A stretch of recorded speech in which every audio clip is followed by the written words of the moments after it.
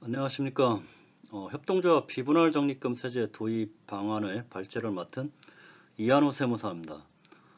이렇게 협동조합에 대한 비분할 적립금 세제 도입 방안에 대한 발제 기회를 주신 아이쿠 협동조합 연구소에 감사를 드리며 발제를 시작하도록 하겠습니다.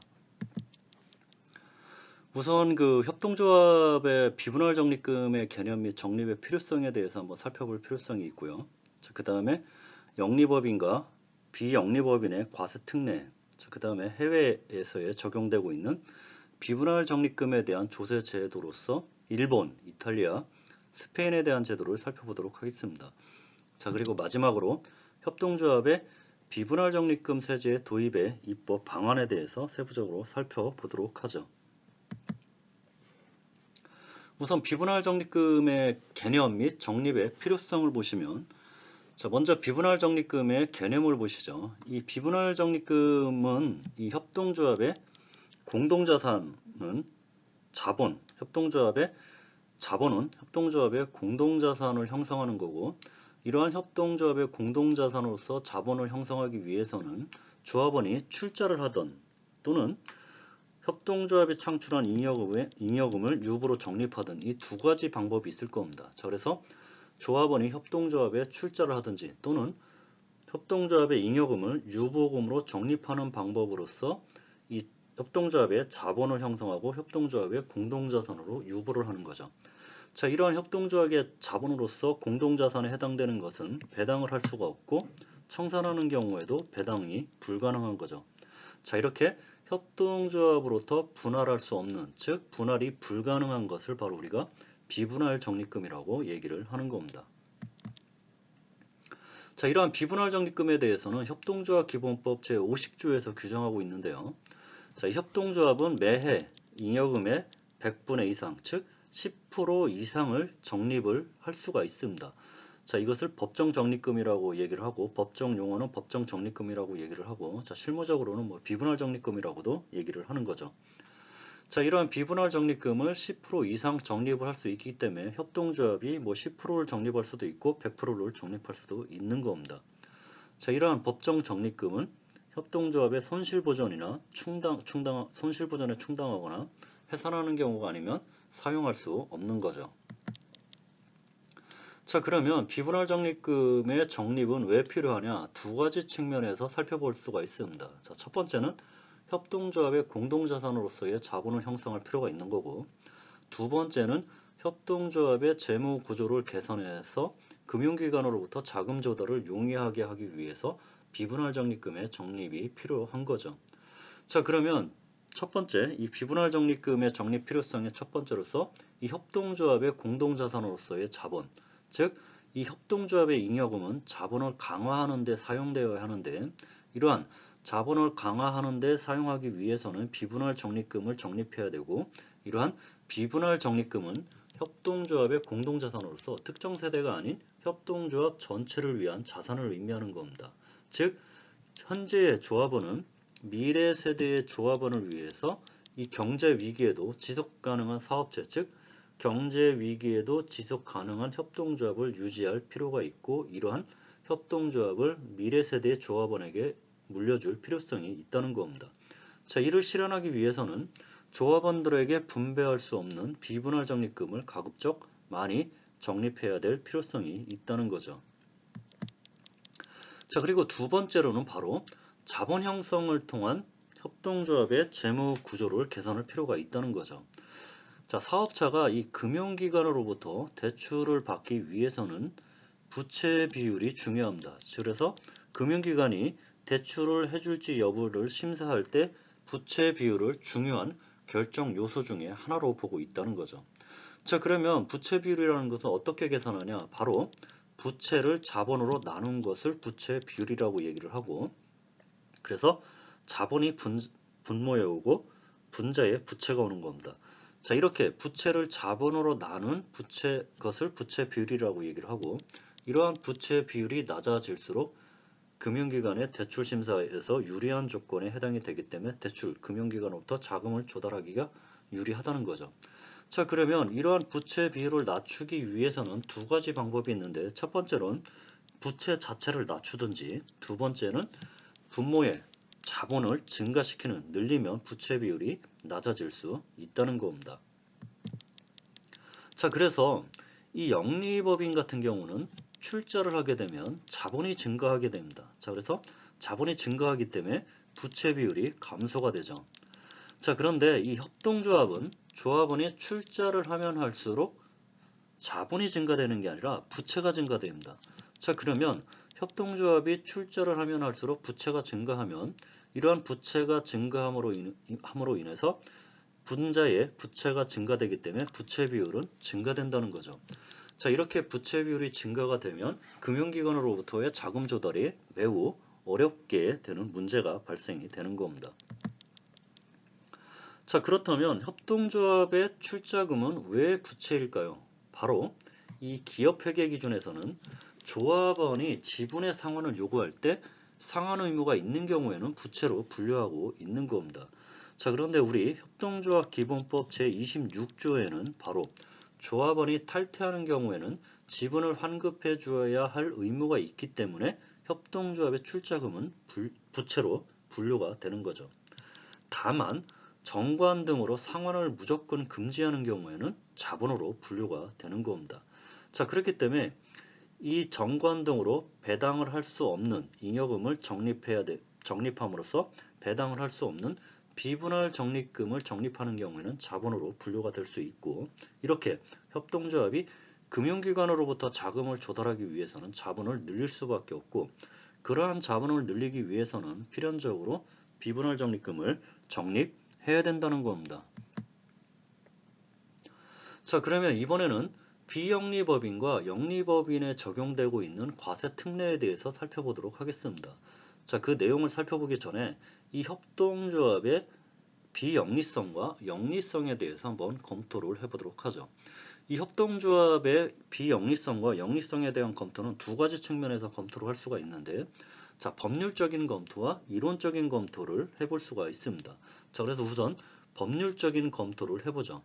이 법률적인 검토는 자, 이 양극단에 있는 영리법인과 비영리법인을 검토해보고 그를 토대로 한번 협동조합에 대해서 보도록 하죠.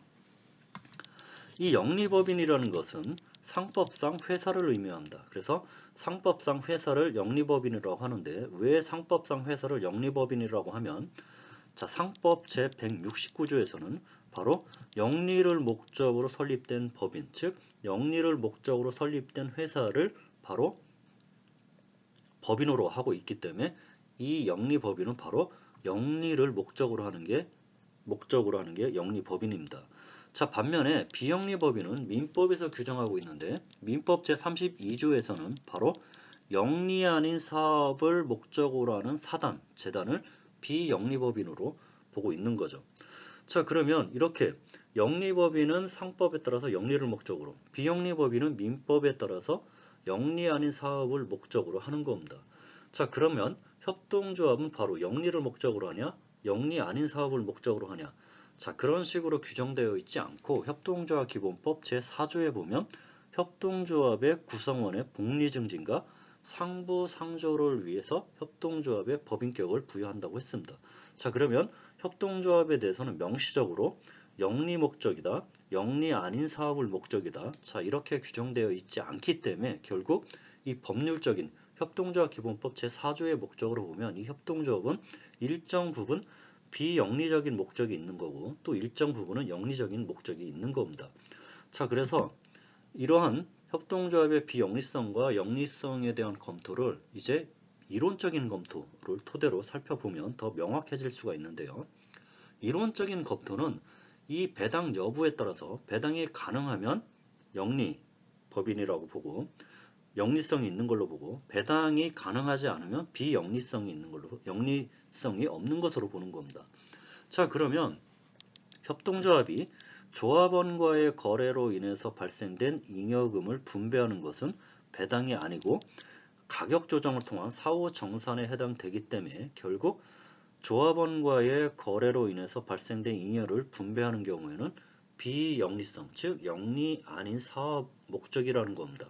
자, 반면에 비조합원과의 거래, 즉 조합원이 아닌 자들과의 거래로 인해서 이익이 발생을 하면 그러한 이익을 분배하는 경우에는 배당이 해당이 되고, 그러한 배당은 이익 분배에 해당이 되기 때문에 이렇게 비조합원과의 거래로 인해서 이익을 분배하는 경우에는 영리성도 내포하고 있다는 겁니다. 자, 결국 이렇게 협동조합은 법률적인 측면, 이론적인 측면을 토대로 영리적인 것도 내포하고 있고 비영리성도 내포하고 있다는 겁니다.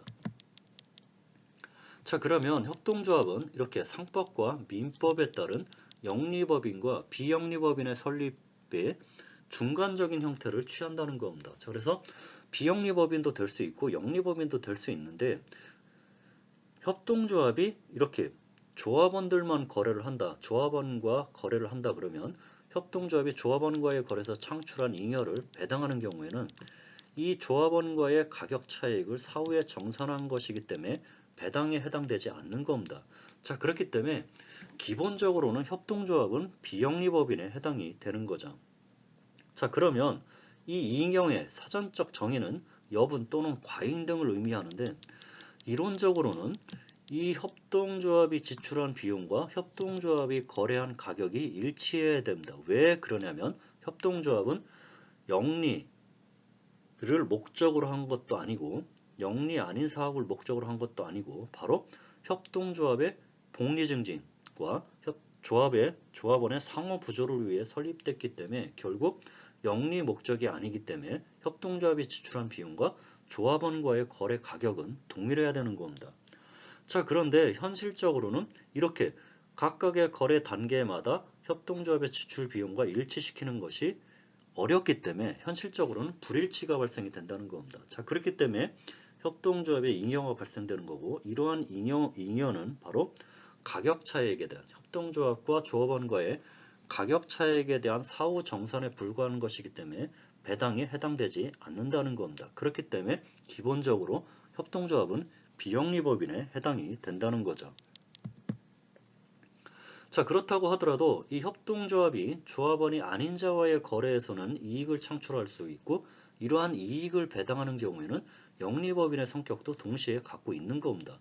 자, 결국 이익 배당을 하면 영리법인, 이익 배당을 하지 않으면 비영리법인이기 때문에 결론적으로 이 협동조합의 의지에 따라서 비조합원과의 거래에서 발생한 이익을 정관으로 배당하지 못하도록 규정함으로써 그 이익을 비분할 적립금으로 적립한다 그러면 비영리법인에 해당이 되는 거고, 또는 일부를 배당함으로써 영리법인의 성격도 유지할 수 있다는 겁니다. 자, 그러면 이제 비영리법인의 과세특례, 고유목적 사업 준비금에 대해서 살펴보도록 하죠. 이 비영리법인은 바로 수익사업에서 발생된 이익을 고유목적 사업에 5년 내 고유목적 사업에 사용할 목적으로 고유목적 사업 준비금을 설정하는 경우에는 바로 수익사업에서 발생된 이익의 50%를 송금산입해주고 있습니다. 자, 그리고 영리법인 같은 경우는 1978년부터 1998년까지 증자소득공제 제도를 통해서 과세특례가 적용됐었는데, 유상증자라는 것은 자본금을 증가시키면서 유상으로 대가를 받고 자본금을 증가시키는 것을 유상증자라고 얘기를 하고, 주식배당을 통해서 이익 잉여금을 자본금으로 전입하는 경우에는 바로 증가된 자본금의 12%에서 24%의 소득공제를 해줬는데, 이를 증자소득공제라고 얘기를 하는 겁니다. 자, 이렇게 이익 잉여금을 자본금으로 전입하는 것은 마치 협동조합이 잉여금을 비분할 적립금으로 적립하는 경우하고 매우 유사하다는 거죠. 자, 그렇기 때문에 협동조합에 대해서도 이런 제도가 도입될 필요성이 있는 겁니다.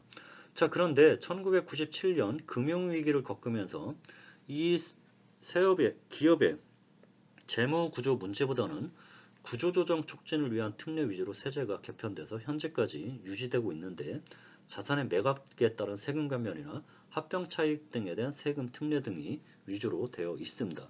자, 그런데 이러한 특례는 협동조합에 적용받기도 어렵고 매우 규모가 큰 일부 영리법인에 대해서만 혜택을 보고 있는 제도죠. 자, 그러면 협동조합에 대한 조세 특례의 제도가 무엇이 있는지 한번 살펴보면, 자, 비영리법인은 이렇게 고유목적 사업 준비금, 송금 산입을 통해 조세 지원을 하고 있고, 영리법인은 재무구조 개선을 위한 증자소득공제 제도를 통해서 세제를 지원했었습니다. 자, 그런데 협동조합에 대한 과세 특례는 아무것도 없다는 거죠. 자, 그렇다면 협동조합과 비영리법인 및 영리법인과의 과세 형평성 제고를 위해서 이렇게 협동조합이 자본을 증가시켜서 재무구조를 개선하기 위해서 비분할 적립금을 적립하는 경우에는 일정 부분 소득공제를 해주는 세제를 도입할 필요성이 있다는 겁니다. 자, 그러면 이 해외에서 이 비분할 적립금에 대한 조세 지원 제도, 조세 제도는 어떻게 운영되고 있는지 일본, 이탈리아, 스페인에 대해서 살펴보도록 하겠습니다. 자, 일본의 경우에는 비분할 적립금으로 적립된 금액의 32%는 소득공제를 해줍니다. 자, 그리고 이탈리아는 잉여금 중 최소한의 과세 비율을 초과한 금액을 비분할 적립금으로 적립하는 경우에는 그 적립금에 대해서는 과세하지 않는 거죠. 자, 그리고 스페인은 의무적으로 적립하여야 하는 적립금의 50%는 송금으로 인정을 해줍니다.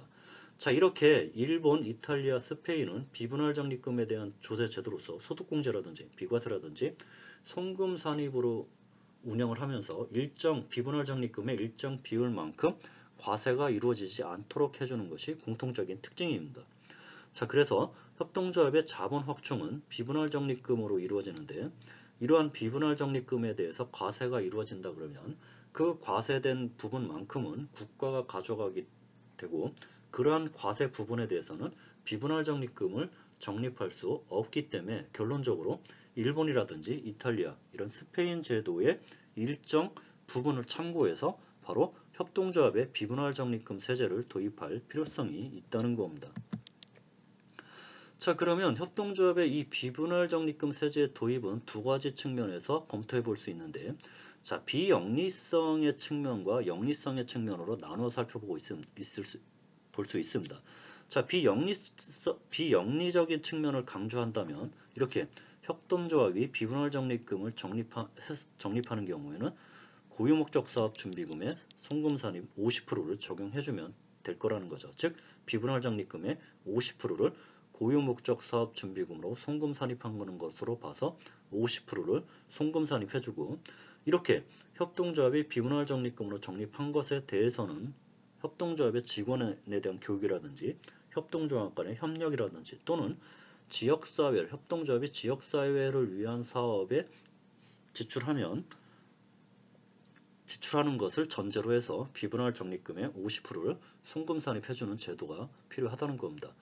자, 그리고 비영리성이 아닌 영리성의 측면을 보더라도 이 비분할 적립금에 대해서는 부채 비율이 낮아지는 효과가 있고, 이러한 효과는 이러한 증자소득공제 제도를 통해서 7, 80년도에 기업의 재무구조 개선에 기여를 했고, 기업 경쟁력을 높이는 데 기여를 한 측면이 있기 때문에 이러한 제도, 증자소득공제 제도를 협동조합에 도입하는 것도 필요하다는 겁니다. 자, 왜 그러냐면 협동조합이라는 것은 협동조합 제도가 10년이 지나지 않았습니다.